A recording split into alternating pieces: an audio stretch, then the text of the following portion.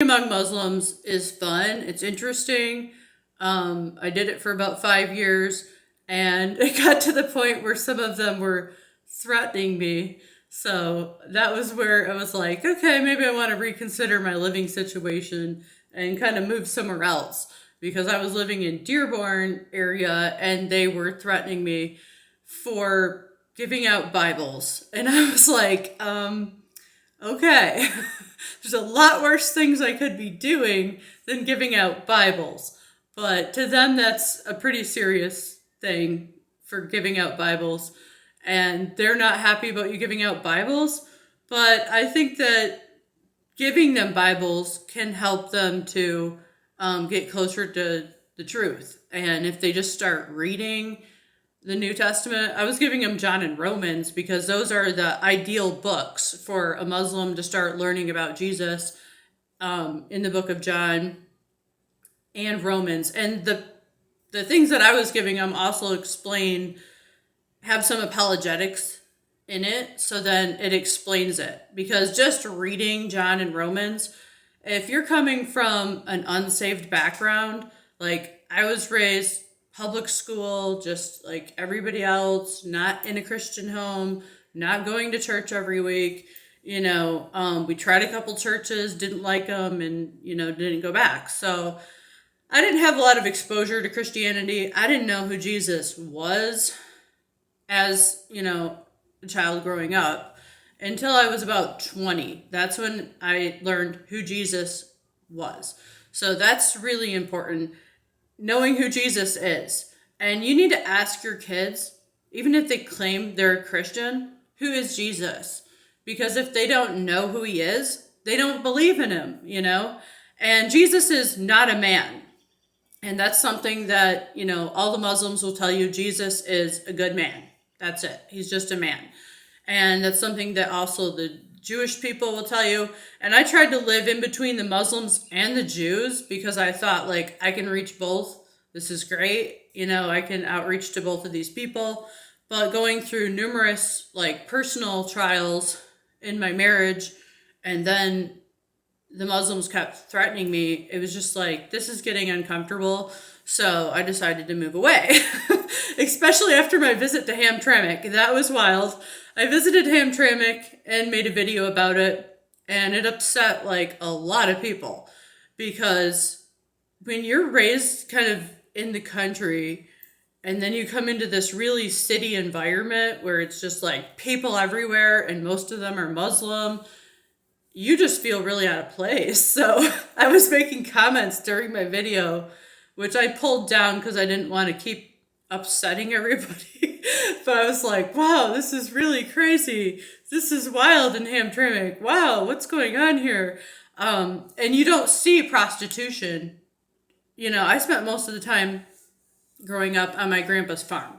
So that's where I visited a lot. And there's no prostitutes out there, guaranteed. So you don't see a lot of prostitution in the cities where I've lived. Maybe in Saginaw, but I only lived there as a child. So I never saw a lot of prostitution. So I was like, whoa, this is wild. Like, there's a prostitute right there. So, but yeah, Hamtramck's interesting. It's scary. It's intimidating if you're from the country or from northern Michigan to go down to Hamtramck. It's pretty intimidating. But I did end up in like Oak Park area living there, and that's right near 8 Mile. So you're exposed to a lot of stuff down there. So eventually I got to where I was like, okay, this is just normal. But before that, it wasn't normal to see corpses laying on the ground bleeding and police everywhere. You eventually get to where like, okay, this is just normal. But at first it's just not normal, and you're a little like freaked out by this. But one of the big things is to understand is that Jesus is not a man. And if you believe he's just a man, like, he can't save you because he claimed to be God. And he went to the man that was sick of the palsy. And if you have like a handicapped child, it's, that story comes to life. If you've seen a child that's very sick, handicapped, then it comes to life. And you understand how big of a deal this is, that he's healing a child that's sick of the palsy. So, and he goes to the child, and everybody expects him to just heal the palsy, heal the child, and then, move on to the next person. And that's not what he does. He says, "Thy sins are forgiven thee." So, for him to say, "Your sins are forgiven you," they got very upset. The Pharisees were very upset because only God can forgive sin. So, what Jesus is saying there is, I'm God. I have the power of God. That's how I can forgive sins. And the Pharisees are like, "What? Why would you say that? Why would you say you can forgive sins? You're just supposed to heal him and move on, just do your good works and move on. Why are you telling him this kind of thing?" And Jesus says, is it easier to forgive sins or to, heal somebody, to heal a handicapped child, heal a blind man, and he was making the dumb to speak, the deaf to hear, the blind to see. He was healing all sorts of things that doctors can't heal even today. Doctors can't heal these things. So he was doing miracles, and the miracles were just kind of like, just like a duck in the water, just rolling off their back. So then he says, "Your sins are forgiven you." And that's just putting, the final nail in the coffin. Obviously, he was God. That's why he was doing all these miracles. But then to say, "Your sins are forgiven you," that's claiming and taking that title of deity. So they were very upset. And he said, what is easier, to forgive somebody's sins or to heal somebody who's handicapped? So kind of stumped them with this. And both are miracles, but when somebody's forgiven of their sins, we just don't see it. So we don't think about what a miracle that is. We can see some of the evidence. Like when I converted to Christianity, I just didn't have any desire to drink ever again. Haven't drank in 17 years. So you can look at that and be like, wow, how could somebody go 17 years without drinking alcohol? So you can see some of the things there, but it just is so wild that he's forgiving sins. But if you can't see it, then you don't really understand what's happening there. So, but there's some of the effects that you can see where somebody stops drinking, stops smoking, doesn't use any drugs, that kind of thing. Like my life was radically changed from being completely out in the world to being devout Christian. So, and a devout Christian is really devoted. They're not drinking, they're not smoking, they're not using drugs, they're reading the Bible, they're going to church, they're dressing conservatively. Like there's a lot of things to being devout, where a lot of people say, "I'm a devout." No, you're not, not quite. Look at their life and see what it is really about. But is it more of a miracle to heal somebody of a handicap or to forgive their sins, is what he's asking them. And, what's more important?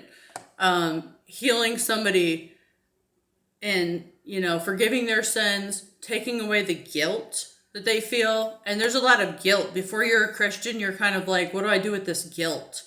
When I was an atheist, it was like, you're doing some things that are wrong, obviously. I wasn't a really, really bad person as an atheist, so I can't say I was like super, super convicted, but there's always some guilt, like, oh, I obviously shouldn't have said that or shouldn't have done that. And you feel a little bit bad, and you're like, what do I do with this guilt? But after you become a Christian, the guilt is gone, and then you have a clean slate. So then you feel, a lot better mentally. So mentally, you're in a much better spot, and it creates that resilience. So, but which is easier, to heal somebody of their sins and, heal them mentally, spiritually, or to be physically healed? And that's the big question. But being forgiven and knowing that you're going to heaven is obviously much more important than just getting healing on this earth. So sometimes there isn't healing on this earth and you're not going to get healed. Some things I have seen physical healing, and sometimes it was just like God revealed oh, you have a vitamin deficiency, so you need to take a vitamin.